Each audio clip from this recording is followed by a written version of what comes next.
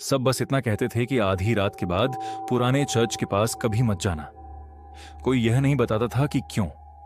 मुझे हमेशा लगता था कि ये सब लोगों को डराने के लिए बनाई गई कहानियां हैं, लेकिन पिछले शुक्रवार मेरी जिंदगी हमेशा के लिए बदल गई। मैं सिर्फ अपने मोबाइल की फ्लैशलाइट लेकर उस सुनसान चर्च में चला गया जो पिछले 40 सालों से बंद पड़ा था।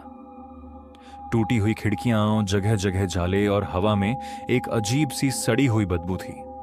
ऐसा लग रहा था जैसे पूरी इमारत जिंदा हो और धीरे धीरे सांस ले रही हो। मैं अंदर आगे बढ़ ही रहा था कि ठीक रात के 12 बजे जमीन के नीचे से 3 धीमी दस्तकों की आवाज आई।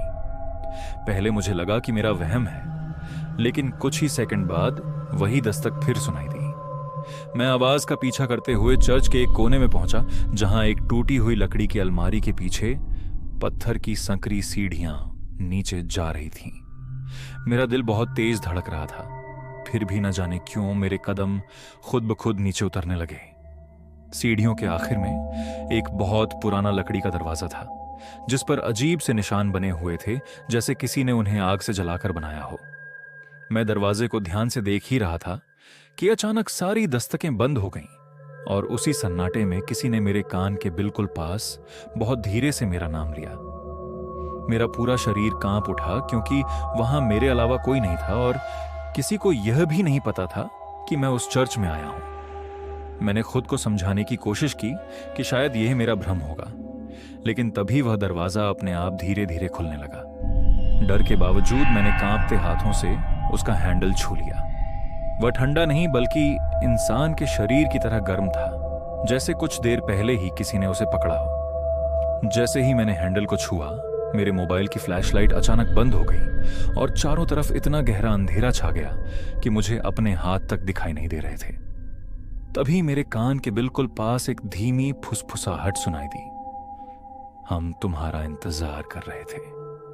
अगले ही पल फ्लैशलाइट अपने आप फिर से जल उठी। दरवाजा अब थोड़ा खुल चुका था, लेकिन उसके पीछे कोई कमरा नहीं था, सिर्फ एक अंतहीन काला अंधेरा था। उसी अंधेरे में से एक लंबा, बेहद पतला और सफेद हाथ धीरे धीरे बाहर आया। उसकी उंगलियां इंसानों जैसी नहीं थीं, वे बहुत लंबी थीं और उनके काले नाखून अंधेरे में चमक रहे थे। वह मुझे पकड़ने की कोशिश नहीं कर रहा था, बल्कि अपनी ओर बुला रहा था। मैं डर के मारे पीछे हटने लगा। तभी उसी अंधेरे से एक और आवाज आई, मत जाओ, तुम अब लगभग हमारे जैसे बन चुके हो। मैं पूरी ताकत से दरवाजा बंद करके बिना पीछे देखे वहां से भाग गया। अगली सुबह मैं पुलिस को लेकर वापस चर्च पहुंचा, लेकिन वहां न कोई सीढ़ियां थीं, न कोई तहखाना और न ही वह लकड़ी का दरवाजा। पुलिस मुझे पागल समझकर चली गई। जब मैं चर्च से बाहर निकला तो मेरी नजर जमीन पर पड़े ताजे कीचड़ भरे पैरों के निशानों पर गई। सबसे डरावनी बात यह थी कि वे निशान चर्च के अंदर नहीं जा रहे थे, बल्कि चर्च से बाहर आ रहे थे। मैं उन निशानों का पीछा करता रहा और वे सीधे मेरे घर के दरवाजे तक पहुंचकर खत्म हो गए।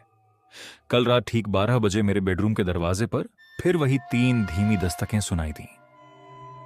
मैंने अभी तक दरवाजा नहीं खोला है, लेकिन अगर आज रात तुम्हारे दरवाजे पर भी ठीक ऐसी ही 3 दस्तकें सुनाई दें, तो चाहे कुछ भी हो जाए, दरवाजा कभी मत खोलना।